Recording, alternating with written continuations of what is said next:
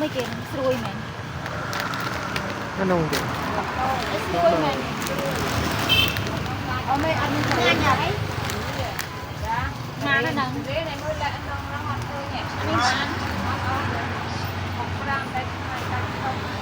học hè đâu